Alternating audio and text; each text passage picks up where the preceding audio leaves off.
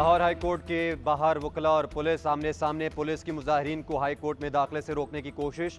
جی پی او چوک میں شدید ہنگامہ آرائی، وکلاء کو منتشر کرنے کے لیے پولیس کا لاٹھی چارج اور شیلنگ، واٹر کینن کا بھی استعمال۔ بھگدڑ مچنے سے متعدد وکلاء اور پولیس اہلکار زخمی، کوئی وکلاء کو حراست میں لے لیا گیا۔ قریب موجود اورنج لائن اسٹیشن کے مسافروں نے بھاگ کر خود کو بچایا۔ پولیس نے بیریئر لگا کر لاہور ہائی کورٹ کے مین گیٹ کا راستہ بند کر دیا۔ وکلاء سول عدالتوں کی منتقلی اور مقدمات کے خلاف سراپا احتجاج ہے۔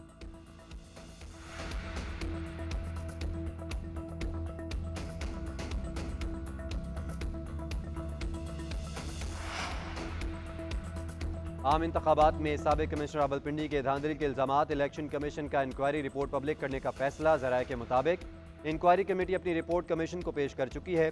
الیکشن کمیشن انکوائری رپورٹ کی سفارشات پر عمل کرے گا۔ ممبر سندھ نثار درانی نے الزامات پر انکوائری کی تھی۔ ڈسٹرکٹ اور ریٹرننگ افسران کے بیانات قلمبند کیے گئے۔ سابق کمشنر راولپنڈی لیاقت چٹھا نے کمیٹی میں تحریری بیان جمع کروایا تھا۔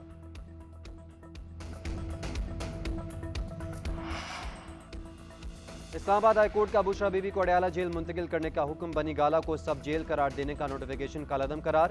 محفوظ شدہ فیصلہ جسٹس گلحسن اورنگزیب نے سنایا۔ توشہ خانہ کیس میں بشرا بی بی بنی گالہ سب جیل میں رکھا گیا تھا۔ ادھر سیشن کورٹ میں بانی اور بشرا بی بی کے خلاف عدت کے دوران نکاح کا کیس، سیشن جج شاہ رخ ارجمند کی رخصت کے باعث سماعت بغیر کارروائی 25 مئی تک ملتوی۔ وکلاء نے کہا کہ ہمارے وکلاء مقدمے کے لیے لاہور اور اسلام آباد سے آتے ہیں، جان بوجھ کر اپیلوں کو التوا میں ڈالا جا رہا ہے۔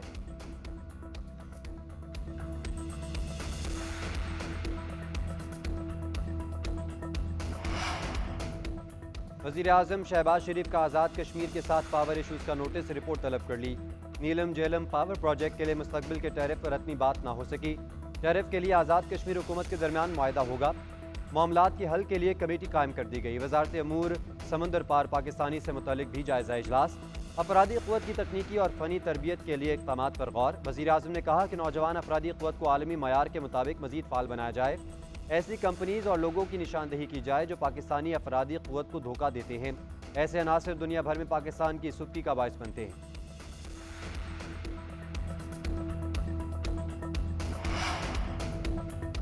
وفاقی حکومت کا اہم شعبہ جات میں بیرونی سرمایہ کاری لانے کا مشن، اہم وفاقی وزارتوں کی تنظیم نو کا آغاز کر دیا گیا۔ وزارت آئی ٹی اینڈ ٹیلی کام کی ری اسٹرکچرنگ کے لیے ٹی او آرز تیار۔ I T, telecom, legal, internal coordination اور دیگر شعبوں سے تجاویز طلب۔ تمام شعبے پیشہ ور افراد تکنیکی ماہرین کی ضروریات سے متعلق آگاہ کریں گے۔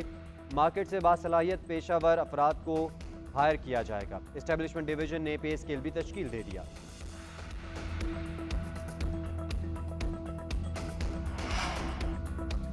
پاک ازبک تعلقات کو نئی جہت دینے کا عزم، ازبکستان کے وزیر خارجہ بختیار سیدوف کی دفتر خارجہ آمد۔ وزیر خارجہ اسحاق ڈار نے معزز مہمان کا استقبال کیا۔ دونوں کے درمیان مختلف امور پر تبادلہ خیال اور مذاکرات ہوں گے۔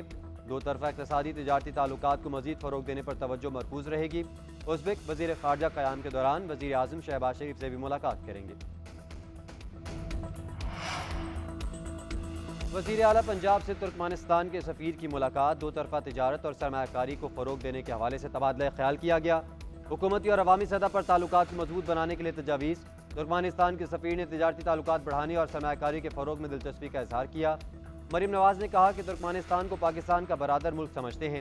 پنجاب میں توانائی، انڈسٹری، لائف سٹاک اور زراعت میں سرمایہ کاری کے مواقع موجود ہیں۔